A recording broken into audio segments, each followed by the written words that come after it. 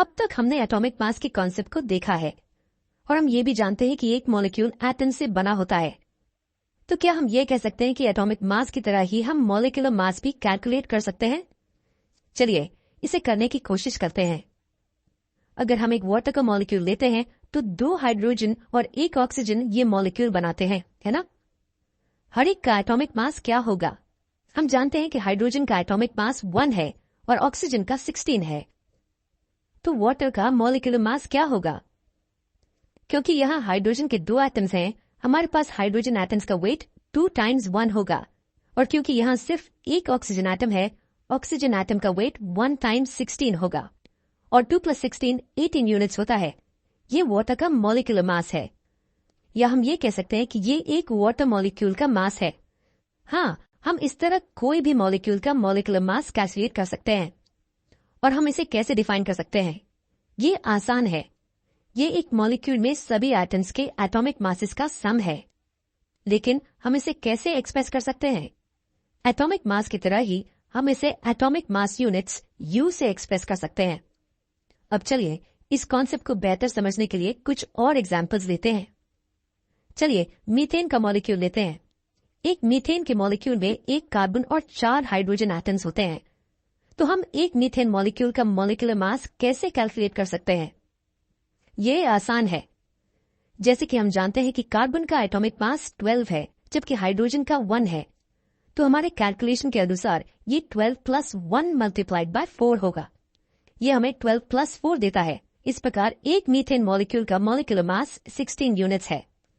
अब हमने उन कॉम्पाउंड्स के मॉलिक्यूलर मास के बारे में सीखा जो डिवाइड किए जाने पर एक पूरा मॉलिक्यूल देते हैं। उन कॉम्पाउंड्स का क्या जो डिसोशिएट होने पर आयंस देते हैं? एग्जाम्पल के लिए कैल्शियम क्लोराइड कॉम्पाउंड लेते हैं। ये कैल्शियम और क्लोराइड आयंस में डिसोशिएट होता है।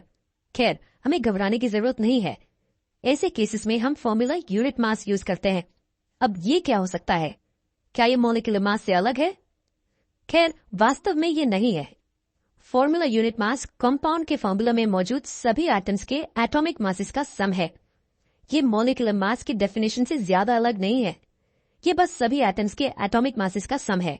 सिर्फ इतना ही फर्क है कि मॉलिक्यूलर मास ये टर्म तब यूज किया जाता है जब हम एक कंपाउंड में पूरे मॉलिक्यूल का मास कैलकुलेट करते हैं।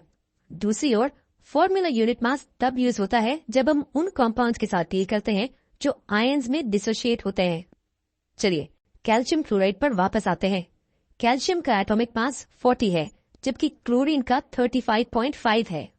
दोनों को ऐड करने से हमें 40 + 2 टाइम्स 35.5 मिलता है, जो कि 40 एडेड विद 71 है।